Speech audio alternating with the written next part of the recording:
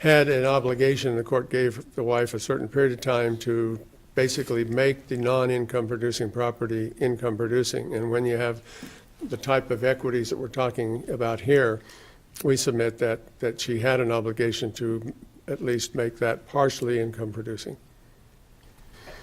I'm having a little bit of difficulty with how the court could look at the equalization payment that's been ordered and presume that there's income producing potential from that. I mean, I know there have been proceedings since the notice of appeal because you all have both talked about them, and it appears that perhaps it hasn't even been paid as scheduled.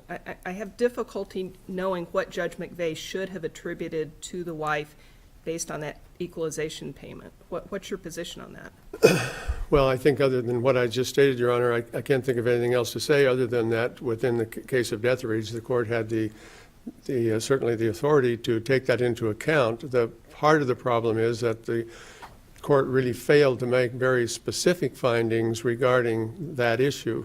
So that's about all I can say about it. But like on the equalization payment, for example, did the court have evidence before it that said, here is a potential, some expert testimony or something on which the court could say, here's a reasonable rate of return on the equalization payment, such that the court could factor that in and say, an annual rate of return is, X amount, and then I can factor that into my analysis on. He didn't make any such finding. I know, but was there evidence on which? To my knowledge, Your Honor, again, I was not there, but to my knowledge, there was no specific evidence on a rate of return. We're suggesting that in our briefs that 4% is reasonable, but I do not believe I can represent to the court that there was any evidence on that. Can I back up to kind of a threshold issue that I think affects all of your substantive claims, which I think you're challenging the adequacy of the findings of fact in almost every substantive respect. Should we attribute any significance to the fact that the trial setting minute entry ordered the parties to submit any requests for findings of fact at least, 20 days before a trial, I think. And then both wife and husband filed proposed findings of fact and conclusions of law, never filed a technical request, and they both filed them a little later than the trial setting order. So it seems to me one of the threshold decisions for us is, was the court required to make findings of fact and conclusions of law? Because if it was, you have some things to talk about. If it wasn't, then we look to see whether the record could reasonably support some of those findings. So talk to me about that. Well, Your Honor, I apologize for not having been there, but I understand that the request was made within about 12 days before, as opposed to 20 days as required by the rule. I would only submit that to some extent that certainly is a form over substance, and the request was made, and I believe it was made a second time when there was a request for amended findings of fact and conclusions. During trial, there was a discussion between counsel and the court, and apparently, as I read the transcript, Judge McVeigh was a little surprised to learn that the parties had filed requests, but then said, we'll submit some amended proposed findings and conclusions based on the evidence presented, and I'll consider those before argument. So I wish I could answer it in more complete nature. But you think the requests were sufficient to trigger the court's obligation under 82A? I do. The other area that I want to cover, or another area, has to do with wife's expenses. The court made a finding that the wife's reasonable expenses were $11,000 per month. He then ordered $15,000 per month indefinitely. And the response from opposing counsel is, well, he obviously took into account taxes that she would have to pay on the spousal maintenance. To my knowledge, there's no evidence in the record to support that. There was no finding by the court that that's why he awarded $4,000 a month in her needs. And it's purely speculative as to what the income tax consequences would be, the rate of taxes, whether and to what extent she had other deductions or write-offs that would have made the spousal maintenance totally non-taxable. So in any event, I think that's an abuse to order $4,000 more than his own findings. One of the major arguments we have on spousal maintenance has to do with the fact that the court used drastically disparate income figures for husband. He, for spousal maintenance purposes, looked at 2006 to 2008, found that husband's average income was $2.7 million per year. but totally neglected to take into account that the bulk of that, something over 200,000 plus, the bulk of that beyond 200,000 was pass-through income from an S corporation that was taxed, even though there may not have been distributions to cover the taxes. And to my knowledge, there's little evidence, although some, that on occasion distributions may have been greater than the amount necessary to pay taxes, but by and large, it's my understanding that, and the evidence I believe supports that, the distributions were only for the purpose of taxes. At the same time, the court, when deciding child support, said, I'm going to use the actual 2009 income per Mr. Cutter's W-2 of $323,000, which was an annual income supported by the testimony of the CFO of Cutter Holdings, as well as the exhibit and evidence of the 2009 W-2. Now, counsel's response to that is, well, it really doesn't matter because child support tops out at $240,000 of combined income. If that's what the court had in mind, then he should have said that. I'm using this, and it's the maximum amount, and stopped it there. But he actually made a finding that his income for child support was at $323,000, which is far less than $2.7 million.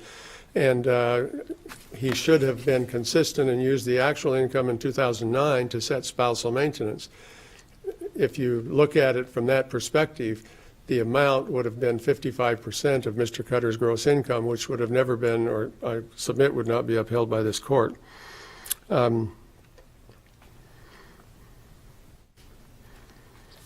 So on spousal maintenance, and I'll certainly answer or do my best to answer any other questions, but it's our position that the duration is inappropriate under the Schroeder case. The whole idea under Schroeder is to obtain economic interdependence between the spouses so they're not dependent on one another, and that any award should have been in the range of 5 years, if at all. And with her imputed income of $4,000 to $5,000 should have been far less than $11,000. I think the biggest fault that I have with Judge McVeigh's decision regarding spousal maintenance is the drastic difference in the incomes that he used, one for child support and one for spousal maintenance. I want to move now, with the court's permission, to the valuation issue. And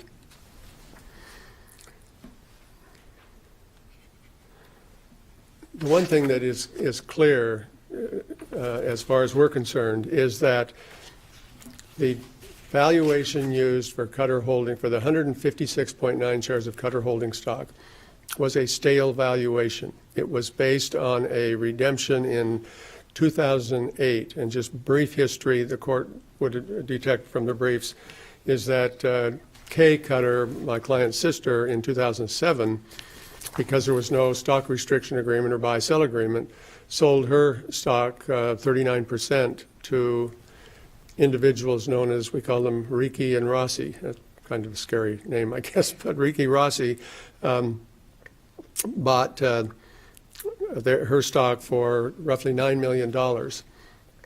And in 2008, in the summer of 2008, the Ricci and Rossi, who were really trying to exert control of Cutter Holding, came to Will Cutter and said, you've really got three choices. You can sell the company, you can buy us out at $11 million, or you can start distributing all the profit to the extent there is any per the either bylaws or whatever of the corporation.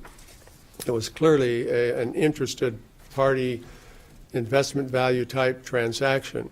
In July of 2008, everybody had some knowledge of what our economy was doing, but I don't believe anybody, certainly not in this case, had any idea what was going to happen with our economy and over the course of the next 2 years.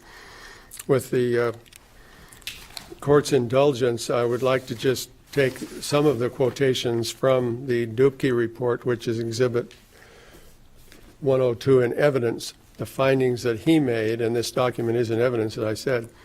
He said briefly, the recession beginning in 2008 represented the longest period of economic contraction since the Great Depression. November and December 2008 marked the first time in the 70-year history of the Employment Situation Report in which the United States economy lost more than 500,000 jobs in consecutive months. Although the U.S. economy likely bottomed out during the second quarter of 2009, Arizona's economy remained in a downward trend and lagged behind the rest of the country. We experienced a tight credit market, consumer spending was cut, and it would be 2011 or 12 before growth would resume. Employment in Arizona was plunging. Retail sales were down 27.1%. In the aviation industry, regional and business aircraft remained depressed in August of 2009, which was the date of his valuation, and he valued the stock at 29,000 roughly shares, as I recall. Can I kind of cut to the chase on this issue from my perspective? Sure. The court chooses a number that's the exact amount of the price per share from the redemption sale to the, I don't remember their names, I call them the minority shareholders.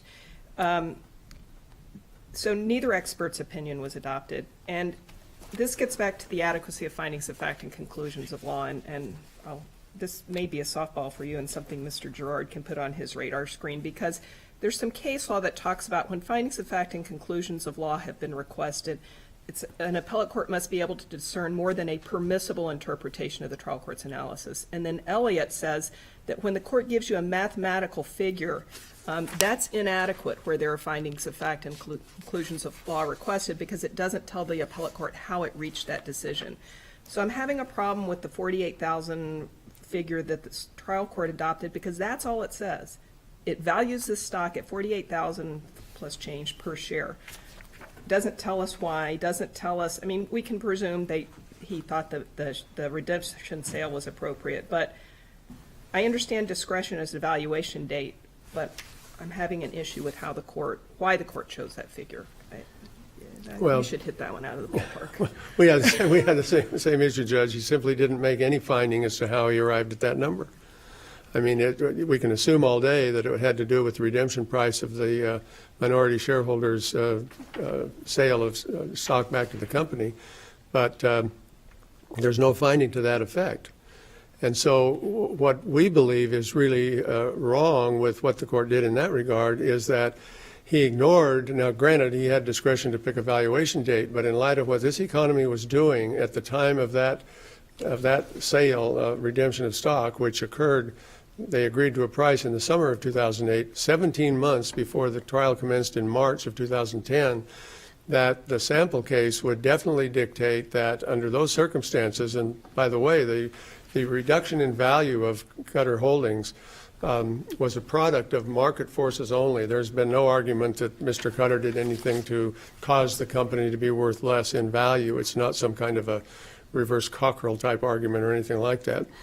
So you look at sample, and then you look at the other cases we've cited from out of state, particularly the Stevens case in Alaska, which involved an Arizona property, saying that the only way equity and fairness can be done is to value these properties as close as possible to trial, particularly when you've got this kind of a downturn in the economy.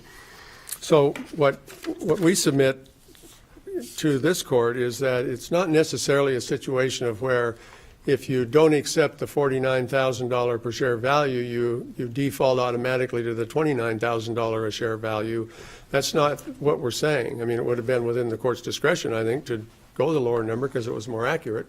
And there was no expert that testified on behalf of wife regarding valuation. They relied on the redemption price, and they had someone critique Mr. Dubke's report and come up with even a higher value than $48,000, which I submit totally lacks credibility in light of what had happened with the economy. You know, this company went from, and this is Exhibit 115 in evidence, the net income of this company in 2007 was over $6 million. By 2008, it had reduced to $2.8 million, and by 2009, it was a negative $3.21 million. So that's in evidence before the trial court and before this court. So again, our basic problem with this whole situation on valuation is that you really can't do fairness when you're valuing assets all over the place. I mean, we don't know exactly how they arrived at the $3 million value on the home. It could well have been closer to trial.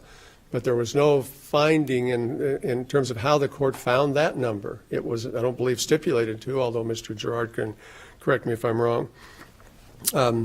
So again, it's our position that what the trial judge should have done is not necessarily default to the $29,000 number, but he should have done his own evaluation, which I submit he was capable of doing, much as the trial judge did in the Ruschenberg case, which this court decided a few years ago, and I was counsel on that case, and that's what the judge did there, was say, I don't agree with either expert, I'm going to do my own and reach my own conclusions on the valuation, and he did so, and it was upheld on appeal. The other thing the court could have done is said, you know, we're going to finish all the other testimony, and I'm going to give 90 days, and we're going to go out and value that company, because we've got this disparate situation of one expert saying 29, husband, wife over here saying $48,000 a share. We're going to have a valuation now and come back and decide valuation at the date of trial. I submit that what this court should do is remand the valuation issue, which I think will clearly impact spousal maintenance depending on what would happen down at the trial level again, but it should be remanded for evaluation as of the date of remand, which is what the sample case says. It doesn't say you're going to value it necessarily at the date of trial. You're going to value it at the date of remand, and there was tremendous growth, opposite situation that we have in the sample case. Moving briefly to an area that I think got lost in the shuffle. There were no findings or even discussion about it, but there was substantial testimony about 35.75, I believe, shares of Cutter Holding that were purchased by Will Cutter in 2002 from his father. And there was testimony from an individual, an accountant, forensic person named Gary Freed, who went back and traced the source of funds to buy that stock, and he concluded that approximately 30 shares of that stock were purchased with sole and separate property. Now, granted, as Mr. Gerard pointed out in cross-examination, he did not have statements for every month, but he testified that he had statements on an annual basis and was able to conclude by reviewing those statements and the year-end statements that the stock had been purchased with sole and separate property, that is roughly 30 shares, and we think the court should reverse on that point. And lastly, the attorney's fee argument, our basic position is that there was a tremendous delay in making the application for fees. The court ruled in November of 2010 that... The problem with that is trial counsel didn't make that argument, and you're making it for the first time on appeal, aren't you? I think that's, yes. Okay. That always hurts. That hurts, okay. Thank you. I've used up all my time. Unless the court has any other questions. Thank you. Mr. Gerard.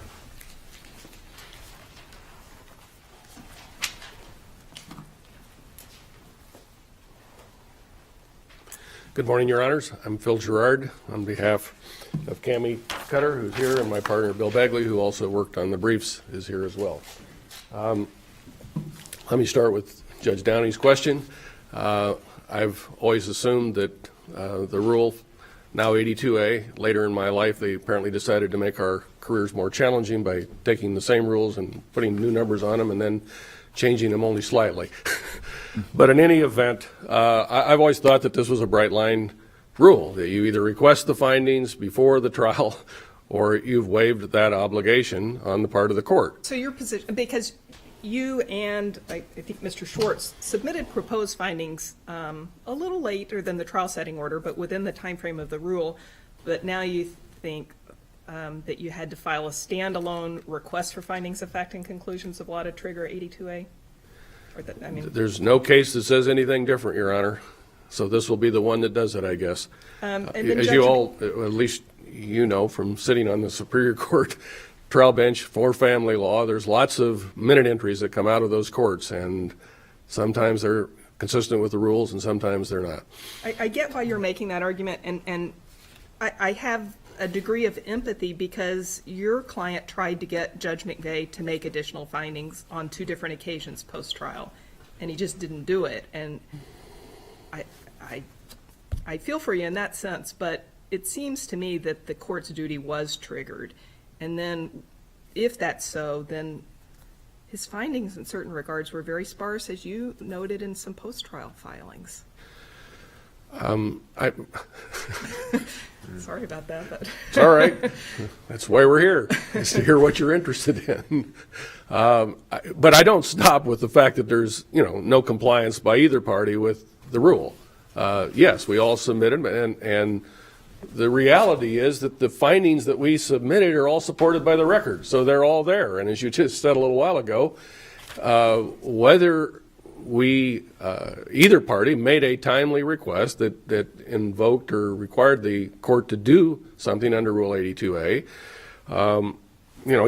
Even this case, and I'm not sure what in re currency is actually saying, because it seems to say that the rule means something, but nonetheless the parties submitted them. But even then it says the trial court was not required to rule on each, in that case, Pima County's proposed findings of evidentiary fact. Yeah, it's not a bright line. You don't have to make infinite findings of fact. It's the ultimate findings. But the cases that I talked about with Mr. Hallam, especially the Miller case, which is a Supreme Court of Arizona case, it sort of flips. Normally, if there had not been findings of fact and conclusions of law, we would scour the record and we would try to find whether it could have supported Judge McVeigh's conclusions.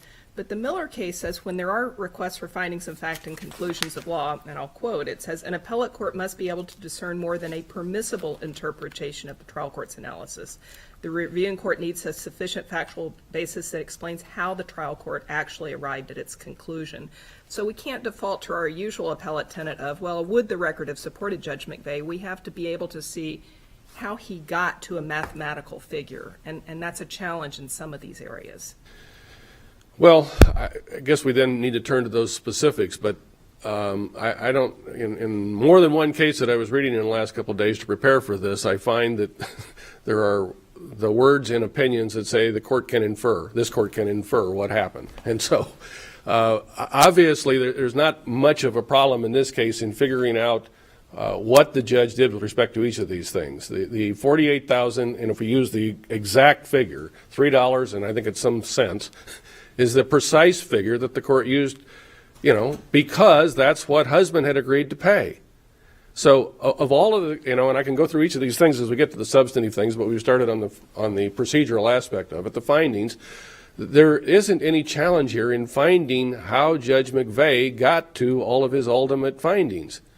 The valuation, the spousal maintenance, the tax affecting of the spousal maintenance, we proposed that in one of our findings. This court in Schrock, however you pronounce it, has recognized the fact that spousal maintenance is a taxable income to the recipient and deductible by the payor spouse. And so when, those kinds of facts, proposed findings, the record is all there, it's not difficult for this court. Counsel, can we just infer that $4,000 just matches up nicely with that $4,000 difference just matches up nicely with the tax? I think this court has done that in many situations in the past. I agree that there's lots of cases that say that, but have we done that when there's a specific Rule 52, whatever the new rule, 82A. 80, yeah, as I said, we've changed all the rules, making it harder for all of us, I guess. When there's a specific request for findings of fact? I don't know the answer to Judge Downey's question or your question. If you find that there's this bright line, do you then still look at the record? There's no case that says you aren't still going to look at the record to try to support what the trial judge did, if it's supportable.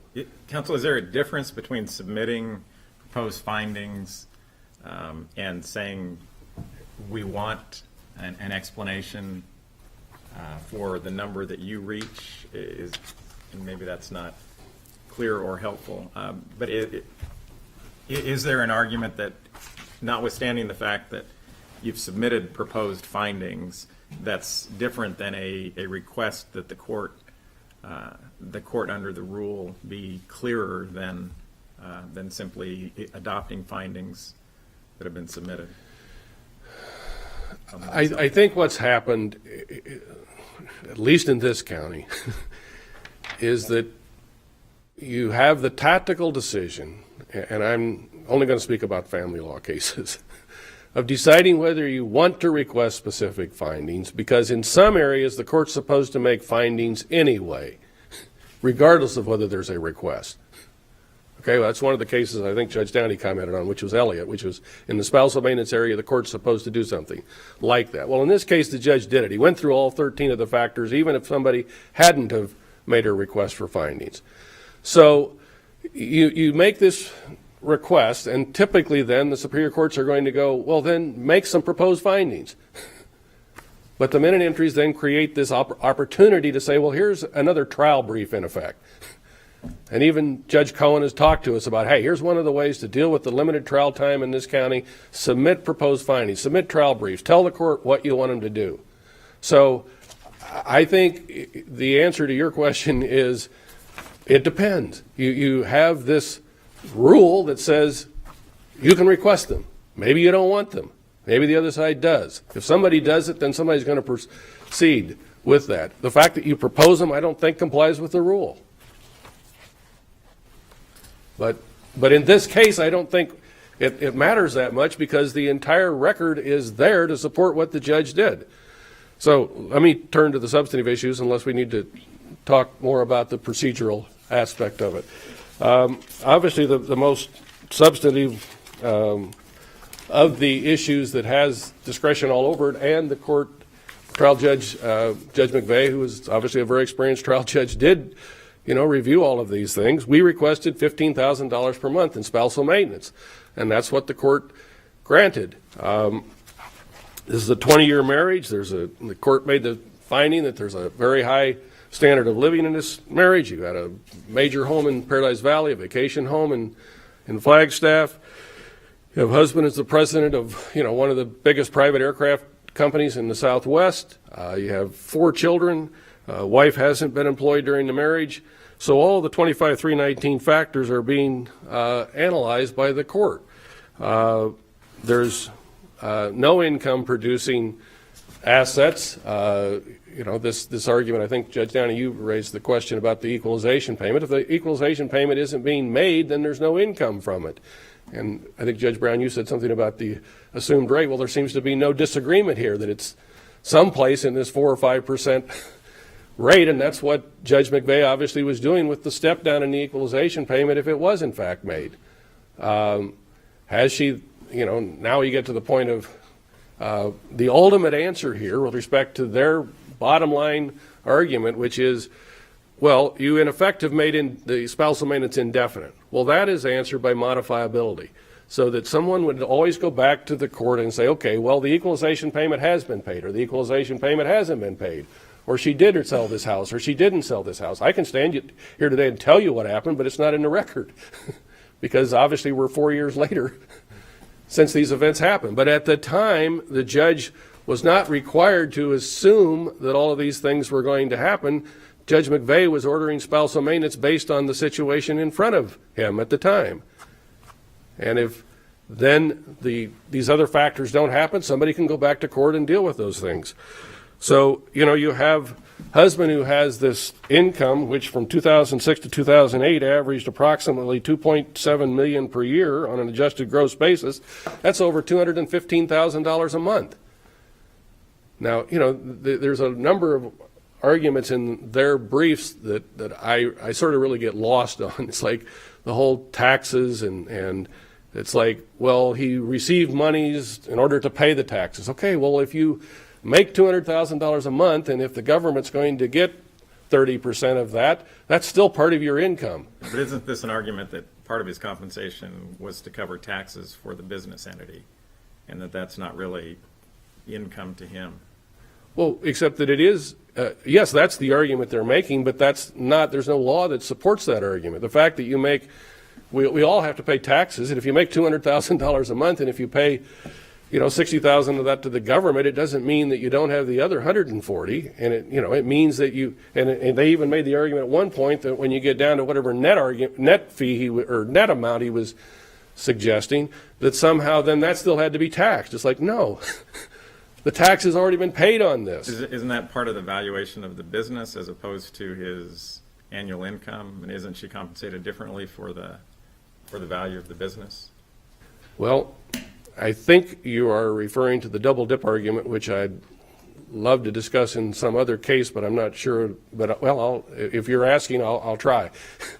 whether or not somebody is receiving spousal maintenance and also receiving their community share of the value of the company depends on how the valuation is done, and then therefore whether or not that's a double dip. Is that the Well, I'm just focus? wondering if we can ascertain whether the trial court considered the taxes that were being paid on behalf of the company, if he counted that as part of the income that he's getting every year, when it seemed to have had a history of just being more or less a pass-through, and the taxes are just being paid, but that's not really income to husband. And I'm sorry, that's not very clear. Well, I think it's clear enough, but it is income, whether you take it or not. That's the reason why we cited this other case. It's his burden to show that pass-through income isn't income.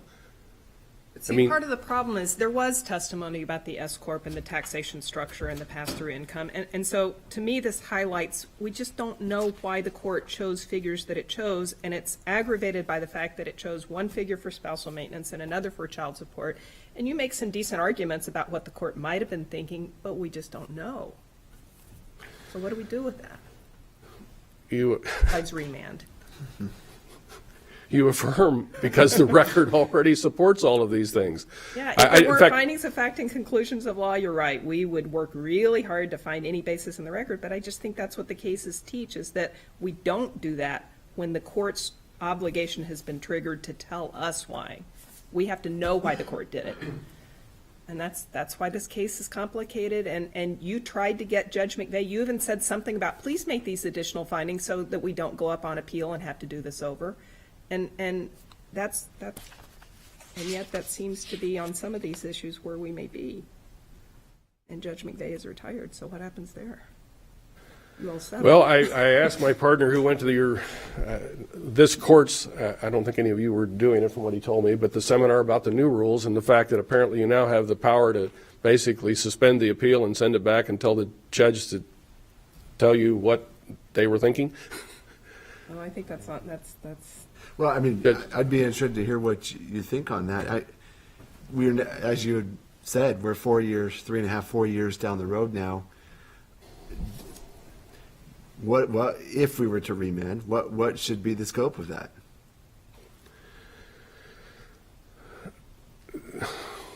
Well, I guess I'm really not put you on the spot here. I mean, again, assuming, I'm not saying we're going to, but if that's the course we have to go, then should there be the window of opportunity for at least additional testimony on some issues? I don't see why. Nobody is arguing here. Wife's not arguing that there's any reason why there was more testimony or more evidence needed. The essence of what I'm hearing is that you're not sure if the rule was, in other words, if you decide that the rule is invoked and that the consequences of that are what is being articulated by the court, that then the court should have made more findings. So I guess you go back down there. I know the advocate in me says, no, don't do that. But you're asking the question, and so I suppose you tell the judge, of all the proposed findings that were made, now pick those ones that resolve any of the issues that were left to be argued at the time of appeal. Keep in mind that all of those proposed findings dealt with a number of other issues that have now been resolved. In other words, husband argued... No effect, just as the issues before us, and from what you all have said, things have happened since, and it basically disrupts the entire apple cart. But it's a problem. Because husband was arguing at the start of this case that all of these assets are his separate property. Well, these are completely unsupportable arguments. He's wrong about all of them. But obviously most of the findings are the stair steps through all of these transactions that explained why all of the stock that we were contending was community property was in fact community property. Obviously Judge McVeigh agreed with us. The tracing testimony is completely unsupportable. When somebody who's acting as a tracing expert says, I interpolated, that's a nice word for guessing or making estimates. I got a little confused. You were cross-examining him. Did he actually say on cross-examination that he only had 14% of the documents he needed to make his interpolation? I'm pretty sure that's what he said. Judge McVeigh He used a different word, retained, and I was confused about his use of that word. did he only keep those documents and throw the rest away? But I thought that the record actually came to the culmination that he only had 14% of the records he needed. It's the latter, Judge Downey. And on page 114 of Volume 1, even Judge McVeigh is asking him about what limited records he had. So he says, so for instance, with the Merrill Lynch to Kemper, you had various statements over the years, but you didn't necessarily have every year. The witness says, I believe we had at least one statement for every year that we were able to use to interpolate, or we would have an annual statement from which we could derive what had occurred.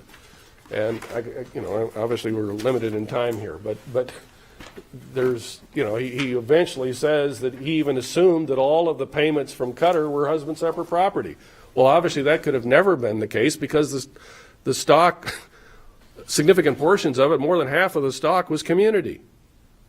So he not only didn't have enough records, but he made a number of assumptions in his estimates to do the interpolation, so the tracing is completely unsupportable.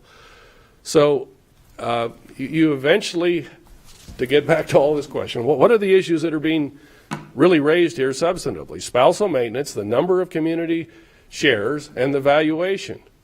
Well, the record supports all of those findings, regardless of whether there was a timely request, because these are all ultimate findings.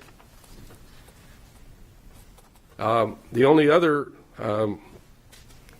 issue I think you seem to have very little concern about with the nature of the questions, but the attorney's fees award, obviously, again, a function of ultimate discretion. The judge only gave her 40% of the fees in this very complex and highly litigated case. I do have a question about that, actually, Okay. because in the amended decree, the court says husband shall be credited with any amounts previously paid toward wife's attorney's fees. And there was sort of a perfunctory request for an evidentiary hearing by husband that Judge McVeigh denied, but should we be concerned that maybe he didn't get the credit he was entitled to? No, because they didn't make any presentation that would have supported it. And that's one of the things I was digging through yesterday, thinking, okay, maybe I will get this question. So you go back to the response that they filed once we filed our order, and they have basically said, and this is TR 339, if you want to go look at it, each of petitioner's above positions were well documented in petitioner's position statement for trial on March 8th, 9th, and 10th, his closing argument for court appearance on April 4, and his amended proposed findings of fact and conclusions of law for April 8th. In other words, they were basically making the same arguments that they had previously made. So, of course, Judge McVeigh didn't need to give them a hearing because he'd already heard all of this. It wasn't like, and the rule says that the court can deny the hearing in its discretion. So they didn't tee up the issue of he's been improperly credited. Exactly. They didn't make some attachment to their objection saying, hey, here's the payment. We just want a hearing. We want a hearing to argue about what we've already argued about. So, again, you find these, for getting attorney's fees then, spousal maintenance, the number of community shares, and the evaluation. The court made all of the findings with respect to those. There's no way to argue that whether the rule was timely invoked or not, that you then, that the wife or the husband has some ability to go back and say, I'm entitled to more findings on spousal maintenance. What findings? The court found how much reasonable expenses were, how much income was, what the lifestyle was. The court made all the findings that anybody would ever have to make in order to support this award. And I think you're looking at me telling me it's time to sit down. So, Thank you. thank you. Thank you, counsel, for your arguments. The matter will be taken under advisements, and we will issue a decision in due course.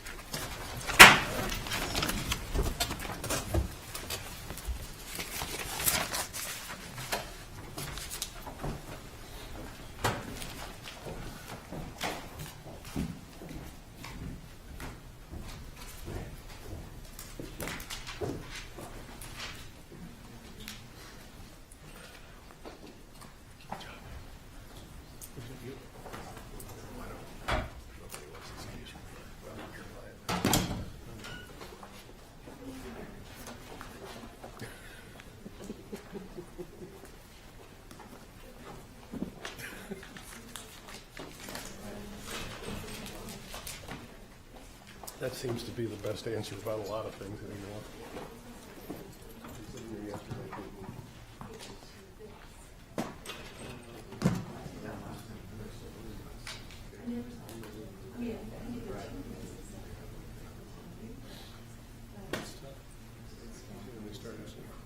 When I can't answer.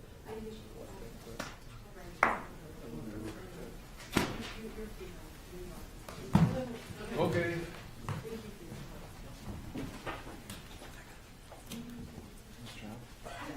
I'll see you soon.